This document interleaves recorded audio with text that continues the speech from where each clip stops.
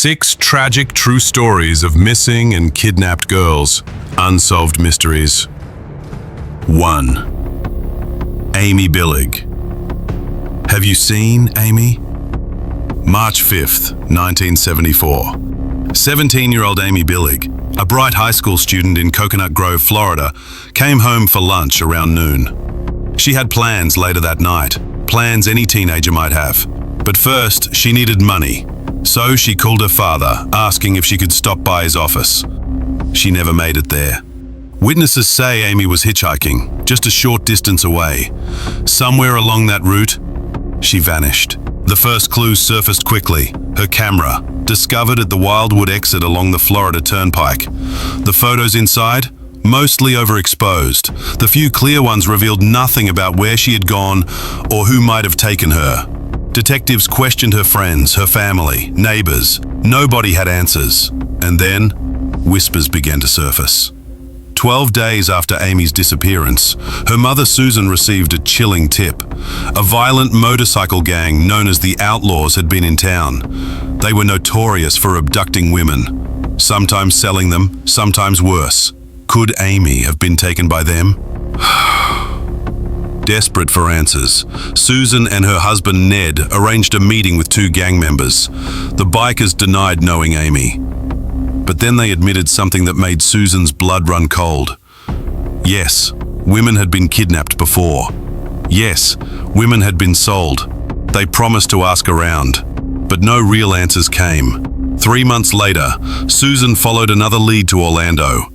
A store clerk remembered Amy vividly.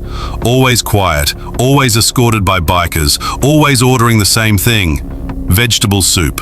Amy was a strict vegetarian. It was a detail only someone who truly knew her would remember. Susan was convinced her daughter was alive. Years passed and new leads emerged. In 1976, a man named Paul Brandt, an enforcer for the Outlaws, reached out. He claimed he had once owned Amy. When shown her photo, he didn't hesitate. That's her. He even described a hidden scar on her body, a scar Susan had never shared publicly. The detail convinced her. Paul promised to help. He said Amy was being held in Tulsa, Oklahoma.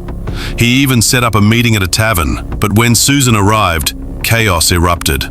A bar fight broke out. She was pulled into a cab by a stranger and sent away. Paul vanished. The next call came months later. Amy had been moved again, this time to Seattle. Despite suffering a heart attack, Susan flew across the country. She haunted bars, tattoo parlors, motorcycle hangouts, anywhere Amy might have been. People claimed they recognized her. They described a young woman, always quiet, almost mute, just as Paul had said. But again, the trail went cold.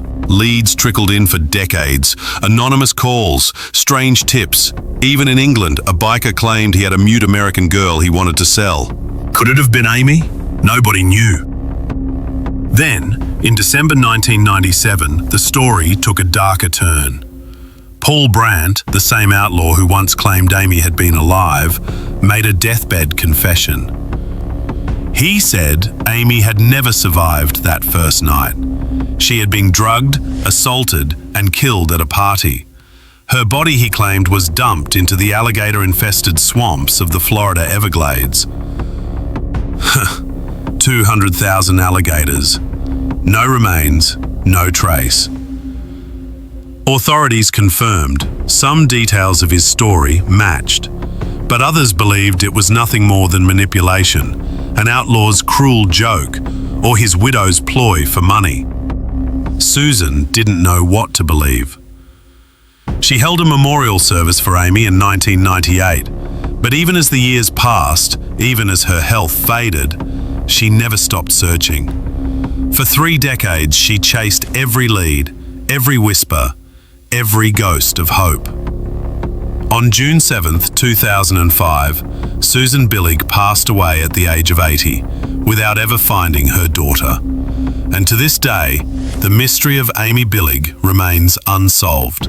No body, no grave, no answers. Only the haunting question that has tormented a family for half a century. 2. Barney Craig's Bonnie's bus stop, Anchorage, Alaska, September 28th, 1994.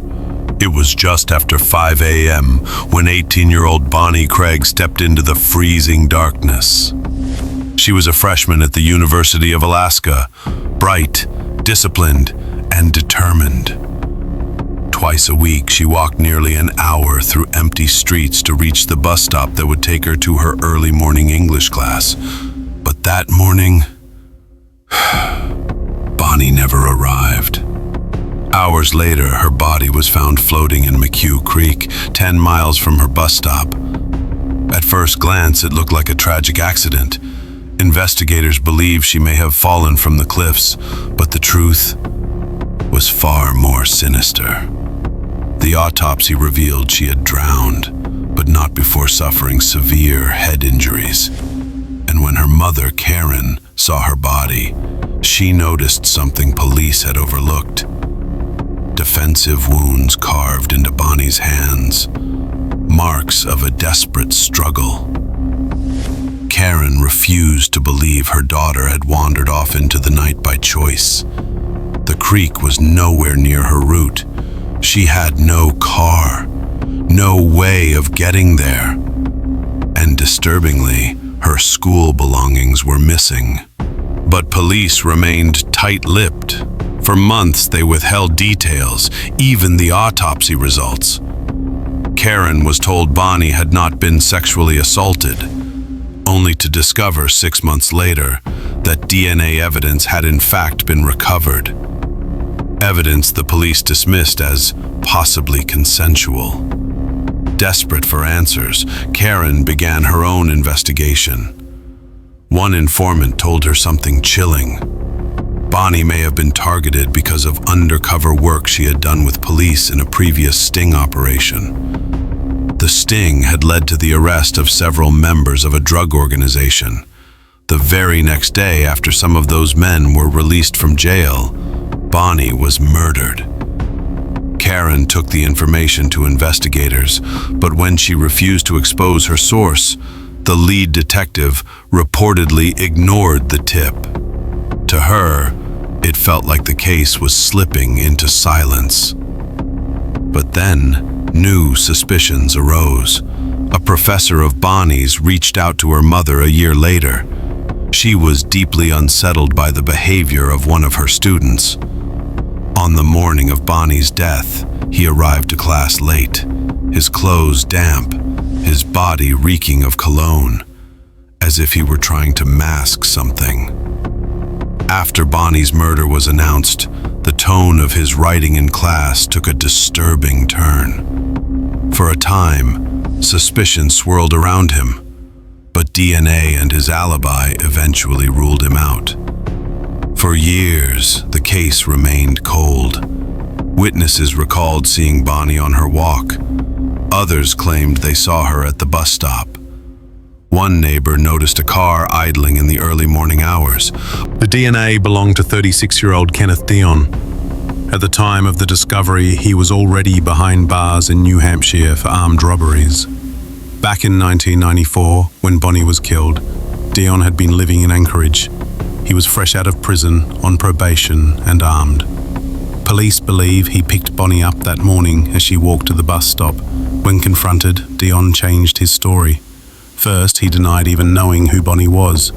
Later, in court, he claimed he had consensual sex with her, insisting her death was an accident, that she fell. But the evidence painted a darker picture. The medical examiner concluded Bonnie's injuries weren't from a fall. They were from a weapon, from blunt force. A leaf stained with her blood was found above the cliff, proving she was already bleeding before she ever hit the water, and her family was certain. Bonnie had been in a committed relationship. There was no way she willingly met Dion that morning. On June 15, 2011, Kenneth Dion was found guilty of Bonnie Craig's murder. On October 31st, Halloween night, he was sentenced to 124 years in prison. 17 years after her death, justice had finally spoken. But for Bonnie's family, the haunting questions remain.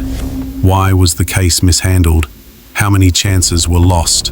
And most of all, How many years could have been spared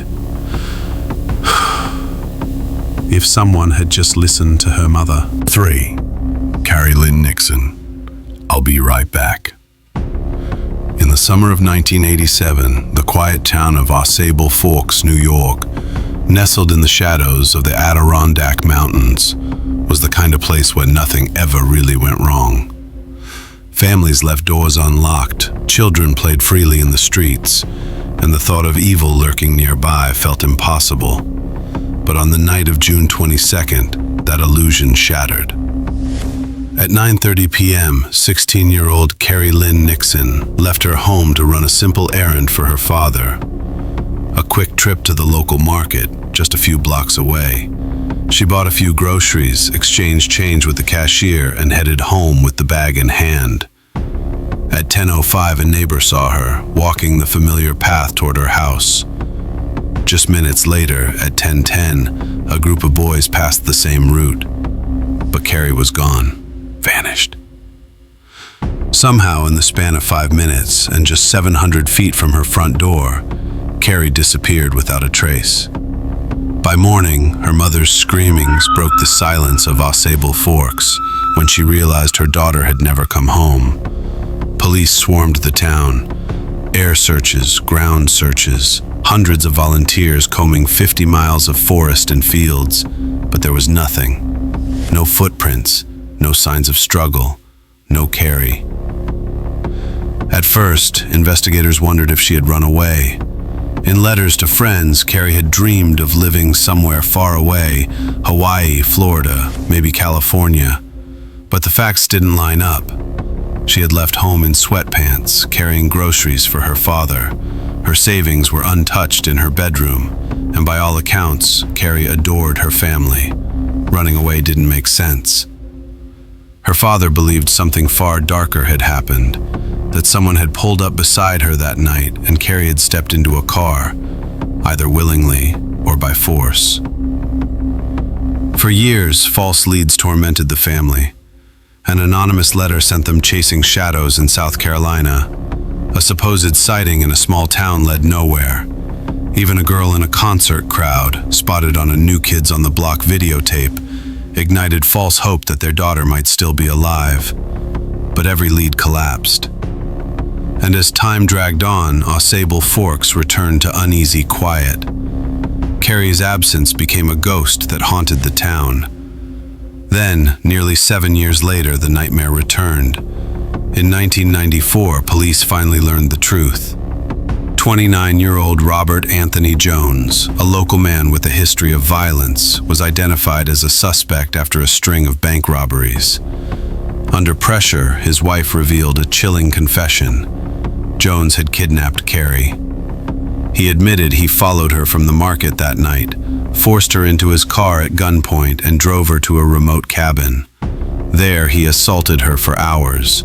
He tried strangling her, but when that failed, he pulled the trigger.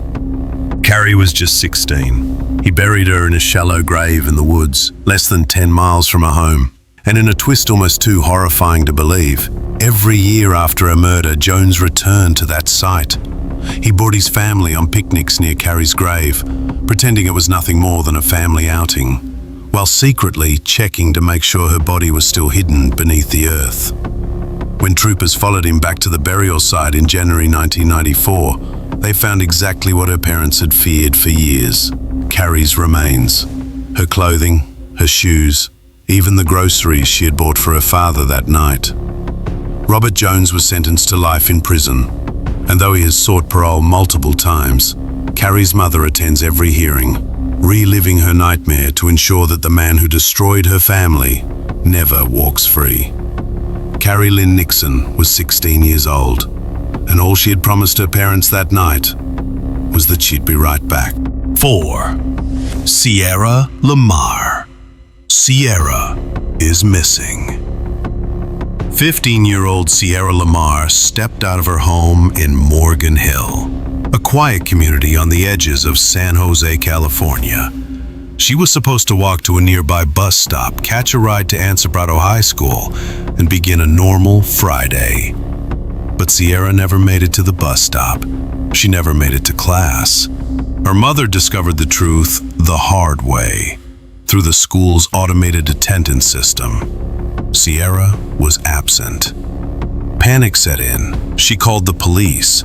At first, investigators believed it might be a typical runaway case. Teenagers disappear, teenagers come back. But Sierra didn't, and soon, her trail began to tell a much darker story. By Saturday morning, just one day later, police discovered her cell phone, then a juicy couture purse stuffed with clothes, jeans, a shirt, a bra, underwear, all neatly folded, abandoned 3/4 of a mile from her home. The items were disturbing, but they raised an even more terrifying question. Had Sierra left them behind willingly, or had someone carefully staged them to look that way? Testing revealed traces of another person's DNA on her belongings.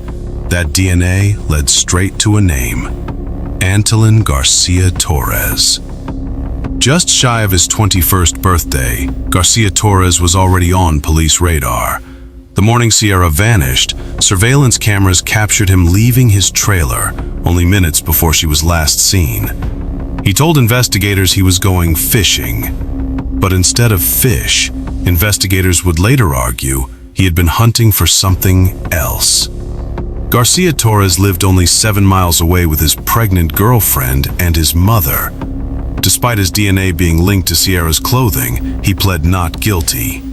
By February 2014, the trial loomed. Santa Clara County's district attorney made a chilling announcement. They would pursue the death penalty. But there was a problem. In famous cases like J.C. Dugard and Elizabeth Smart, victims believed dead had been found alive. Sierra's body had never been recovered. The defense seized this fact, building their entire strategy around one devastating theory. What if Sierra was still alive? Then came a twist. The defense produced a note found in Sierra's own notebook. Written in Spanish, it read, "I hate my life. I would be in San Francisco by 3/16/12. To the defense, it was proof Sierra had planned to run away. To prosecutors, it was nothing but a red herring. The handwriting didn't match, and even if Sierra had been upset, how could that possibly explain away the DNA? Years dragged on. Jury selection finally began in 2016, 4 years after Sierra disappeared. Still, her body was never found. No murder weapon, no crime scene, nothing but fragments of DNA. The defense claimed contamination. They accused deputies of mishandling evidence. But one by one, those same deputies testified under oath. Gloves were changed, bags sealed, protocols followed. In closing arguments, the defense painted Sierra as an unhappy teenager, capable of vanishing without a trace. The prosecution countered with cold logic. Sierra had no secret life, no history of running, and no one close to her believed she would disappear without a word, especially not from her online world. After a grueling 5-month trial, and 5 years after her disappearance, the jury delivered its verdict: guilty. Garcia Torres was convicted of Sierra's murder, along with 3 earlier attempted kidnappings, dating back to 2009. The death penalty was on the table, but on June 5th, 2017, the decision was final: life in prison without parole. The courtroom heard tearful statements.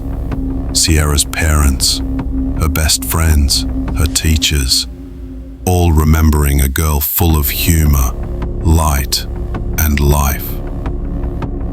Garcia Torres's own mother begged for sympathy, describing a childhood scarred by abuse.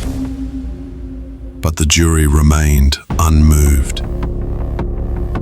And still, the deepest mystery lingers, because Sierra Lamar's body has never been found. No murder weapon, no crime scene, no grave, only silence. In 2020, Garcia Torres finally broke his silence, responding to a journalist's handwritten letter. She asked him directly, "Do you still maintain your innocence?" His reply was short, cold. "Yes, Amy. I hold fast to my innocence." Now, more than a decade later, Sierra's family continues to live with unanswered questions. Where is she? What truly happened on that March morning? And will the truth ever be found? 5. Brooke Baker, It's Just a Haze. September 7th, 1997.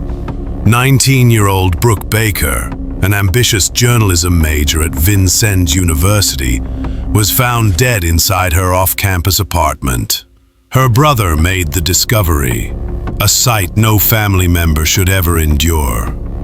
Brooke had been brutally assaulted, stabbed 11 times. Bruises covered her body. Evidence under her fingernails revealed she had fought hard for her life. But the crime scene was strange, disturbing, almost theatrical. The bathtub faucet was left running, filling the tub, now clogged with towels. The kitchen sink brimmed with soapy water. At the bottom lay a bent kitchen knife. It was as if her killer had staged the apartment, leaving behind chaos wrapped in ritual. Investigators considered 3 chilling theories. The first centered on Brooke's passion for journalism. Months before her death, she had been digging into a story about a fraternity accused of sexual assault. She interviewed victims, she asked hard questions, and in return, she received threats, angry words, hostile emails, even confrontations. Brooke brushed off the danger, telling her mother she wanted to prevent more women from becoming victims. But the fraternity made sure she knew they were watching. Could someone have silenced her for what she uncovered? The second theory was even more personal. Brooke had recently moved into a new apartment, rented from a man who was not just her landlord. He was also a campus police officer. Friends recalled Brooke telling them how the landlord let himself in without permission, sometimes shining a flashlight through her windows, other times walking in while she showered. She admitted she felt unsafe. Investigators wondered, had her stalker already been inside her apartment when she returned that night? The third theory was chilling in its simplicity. The killer may have posed as a potential roommate. Just days before her murder, Brooke had placed an ad in the campus newspaper looking for someone to share her new apartment. Police believed her murderer may have read that ad, knocked on her door, and walked in without force, because she opened it willingly. Despite the theories, despite testing more than 50 suspects, DNA samples yielded nothing. Then, 2 years later, a horrifying echo. On July 5th, 1999, police searched the apartment of another Vincennes student, Erica Norman. She was missing, and her apartment looked hauntingly familiar. The bathtub faucet was running. The tub overflowed with water, but this time, instead of towels, a couch cushion floated inside. Blood stained the walls, the dishes, the lamps, yet there was no body. The similarities to Brooke's murder were undeniable. Witnesses placed Erica at a bar the night she disappeared. She had been seen with 22-year-old Brian Jones, a former Vincennes student. Jones insisted they watched a movie and then parted ways. He willingly gave police his DNA, his clothes, even his car. But detectives noticed something on his shoes, a faint, dark stain. Blood. Within weeks, the search for Erica ended in tragedy. A farm worker discovered human remains in an Illinois cornfield. Dental records confirmed it was her. tests proved the blood on Jones's shoes and in his car belonged to Erica, and his DNA, it matched evidence found on Brooke Baker's body 2 years earlier. The quiet young man with no record beyond a traffic ticket was a killer. Jones confessed to murdering Erica Norman in exchange for prosecutors removing the death penalty. He was sentenced to 60 years in prison. Later, in Knox County Superior Court, he was convicted of assaulting and stabbing Brooke Baker. On December 14, 2000, he was sentenced to life in prison without the possibility of parole.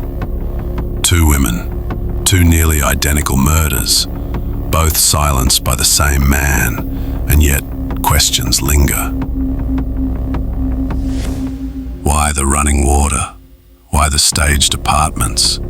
Were those bizarre crime scene details his twisted signature, or just a haze meant to blur the truth? 6. Ali Bareilles, The Devil's Playground. May 18th, 1993. In the small city of Englewood, Colorado, 5-year-old Ali Bareilles was outside playing in the courtyard of her apartment complex. By her side was her little brother, just 3 years old. Watching over them was a babysitter. It was the kind of ordinary afternoon no one ever imagines will end in tragedy. But in just a matter of minutes, Ali was gone. When the babysitter stepped inside briefly and returned, the little girl had vanished without a trace. Panic erupted. Police believed she had been abducted, but there were no witnesses, no screams, no clues. For days, the trail was cold. Then, a bloodhound named Yogi was brought in. His handler, Jerry Nichols, gave him a whiff of Ali's clothes. Almost immediately, Yogi picked up her scent. He darted up the stairs, straight into the apartment where Ali lived. From there, he bolted outside, nose to the ground, leading Jerry and a group of reporters trailing behind him. And Yogi kept going. For miles, the hound traced Ali's scent down city blocks, through neighborhoods, and onto the freeway itself. That detail chilled investigators. A sporadic trail meant one thing. Ali had likely been taken in a car. Even in motion, human skin cells escape through exhaust vents and drift into the air. And Yogi was following every single one. The dog pulled his team across exits and ramps until, exhausted, he finally lost strength after nearly 7 hours of tracking. The search paused. The next morning, human volunteers picked up where Yogi had left off, combing the dense brush near Deer Creek Canyon.